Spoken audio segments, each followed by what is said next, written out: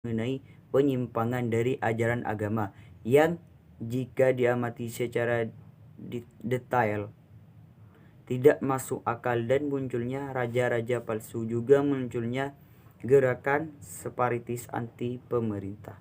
Nah, dari contoh ini kita bisa mengambil pelajaran, yaitu penyimpangan dari ajaran agama. Nah, dari sini ini terkadang ini membentuk suatu kelompok penyimpangan dari pemahaman dari ajaran agama, yaitu dia mengambil, anggaplah, diri sendiri, dia mengambil dewe-dewe gitu dah, individu. Nah, simpelnya itu individu. Dia tidak menerapkan ajaran dari agama ataupun dari pemerintah. Dia masih mengandalkan egonya sendiri. Jadi dia itu, mereka itu tidak menerapkan ajaran agama.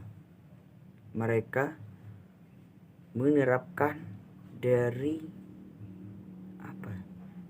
dirinya sendiri, merasa dia itu lebih benar, merasa itu lebih benar dari yang sudah ada dari dahulu, dari entah itu peraturan pemerintah, entah itu ajaran dari agama. Nah, dari situ dia masih mengandalkan egonya. Dia anggap menang sendiri, dia lebih benar dari yang lain. Dia tidak mau yang lain itu merah, anggaplah, mengikuti ajaran itu. Dia tidak mau, dia masih menetapkan diri sendirinya menjadi lebih benar.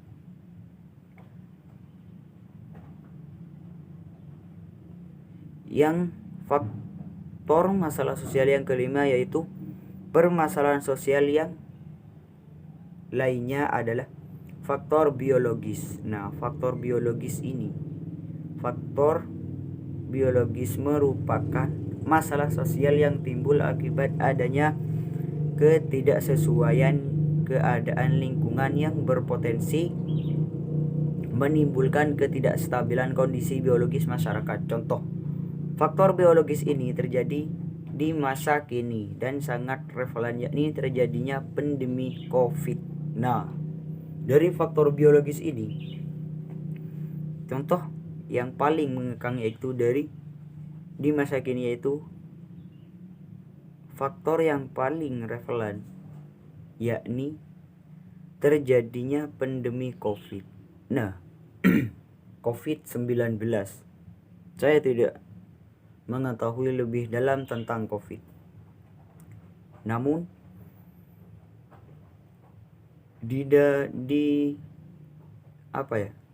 tahun COVID, di tahun 2019 sampai sekarang masih COVID katanya masih ada. Nah, diwajibkan memakai protokol kesehatan katanya pemerintah, seperti memakai masker, jaga jarak yang aman,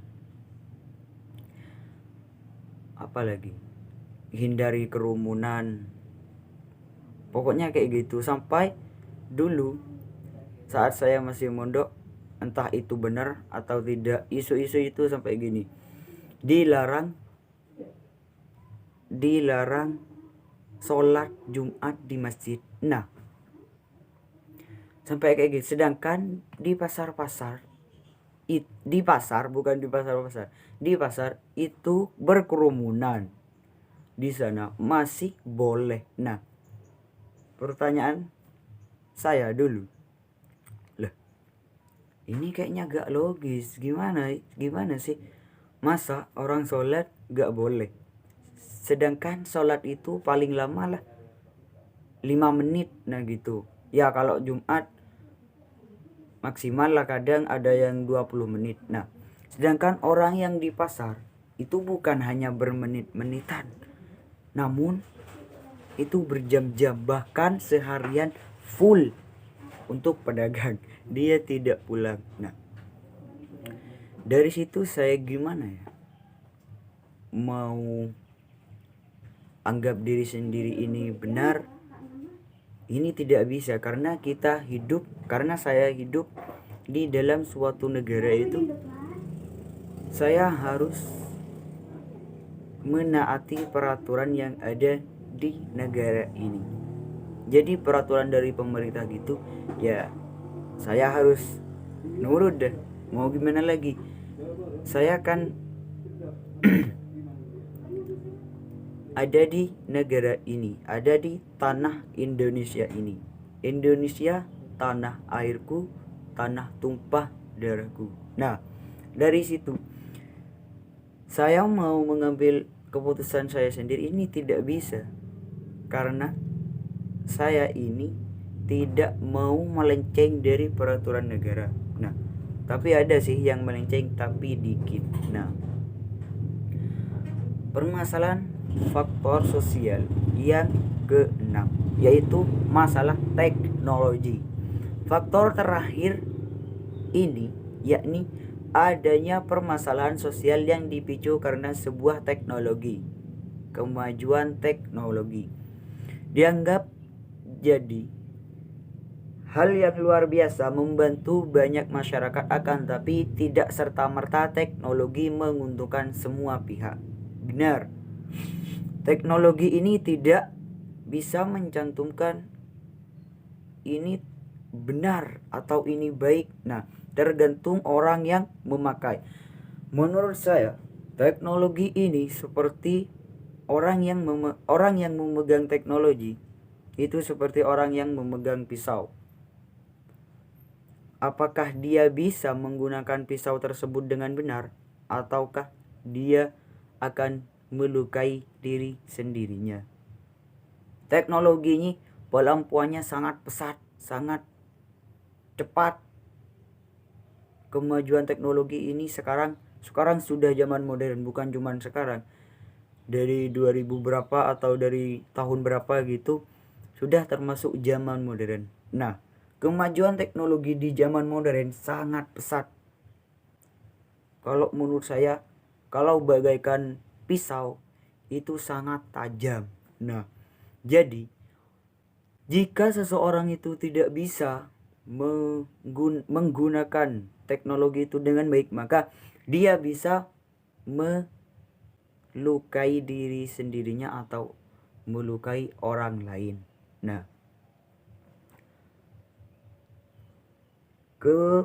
kemudahan teknologi ternyata bisa memacu adanya permasalahan sosial, terutama bagi hidupnya yang bergantung dengan hal-hal yang bersifat manual dan ketinggalan zaman.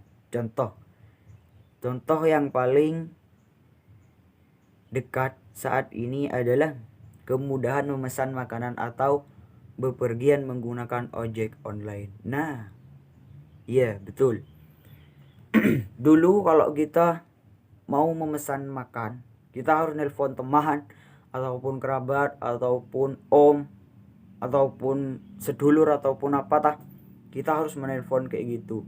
Ataupun dulu kita nelpon langsung ke warungnya. Nah, namun sekarang dengan adanya contoh aplikasi Gojek, aplikasi GoFood, nah seperti itu kita bisa lebih mudah untuk membeli makanan ataupun mendapatkan makanan. Kita cukup punya data, kita cukup punya data seluler. Kalau tidak punya data, seperti saya bisa ngaspot dengan teman. Nah, kalau ada teman yang tidak memberi hotspot, bisa kita membobol wifi orang. Nah, tapi itu perkara dosa. Nah, jadi jika ingin memesan makanan di zaman sekarang ini atau di sekarang ini sudah sangat mudah. Nah,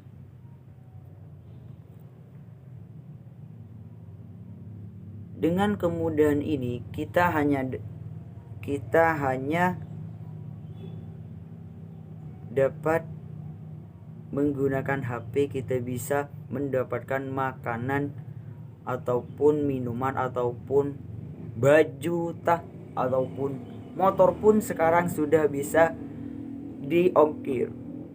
Iya, motor pun sudah bisa, mobil pun sekarang sudah bisa diimpor dari luar negeri. Tapi nah, kemudahan sekarang ini menjadi pemicu faktor teknologi, kemajuan teknologi bagi masyarakat luas yang juga bekerja di perusahaan ojek online tertentu, dan dimudahkan dengan adanya teknologi ini. Akan tetapi hal ini jadi masalah bagi orang yang berpotensi menarik becak. Nah iya, ojek pengkolan seperti becak, ojek pengkolan, dan juga penjual makanan yang tidak bisa menggunakan teknologi termuktahir. Seperti contoh itu aplikasi GoFood. Nah, warung yang tidak bisa menggunakan aplikasi GoFood, nah itu sekarang kalau dia tidak menjadi panutan mahasiswa, nah kalau sekarang itu kan mahasiswa, itu dia menjadi permasalahan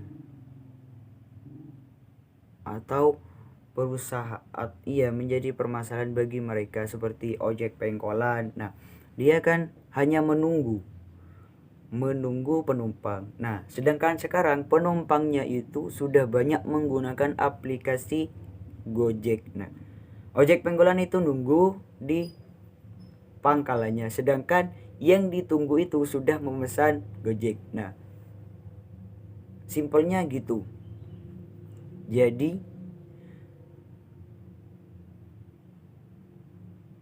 Jadi bagi masyarakat luas dan juga bekerja perusahaan ojek online, itu tentu akan memudahkan adanya teknologi ini. Iya, bagi yang menggunakan online. Namun yang tidak bisa dengan aplikasi atau tidak bisa dengan teknologi seperti becak. Nah, mungkin di zaman kedepannya becak itu akan menjadi akan menjadi suatu kendaraan yang dimodifikasi menjadi lebih keren, lebih tren, seperti mesin tua. Nah, dulu contoh dari becak. Contoh itu mesin tua, yaitu contoh seperti motor GL, motor CB. Nah, dulu itu kan sudah tidak meta, anggap sudah tidak digunakan, cuman digunakan biasa saja. Nah, namun sekarang CB sudah menjadi mesin tua yang sudah dimodifikasi menjadi lebih baik dan lebih sempurna, dan lebih lagi dia lebih keren. Nah, dari modifikasi tersebut, dari ide modifikasi tersebut, itu banyak menarik masyarakat untuk memodifikasi motornya agar menjadi lebih menarik. Bukan cuma lebih menarik, lebih baik, lebih kinclong kayak gitu. Jadi sekarang sudah banyak seperti mesin tua itu yang seperti mesin tua itu yang dimodifikasi, bahkan sekarang juga ada kontesnya.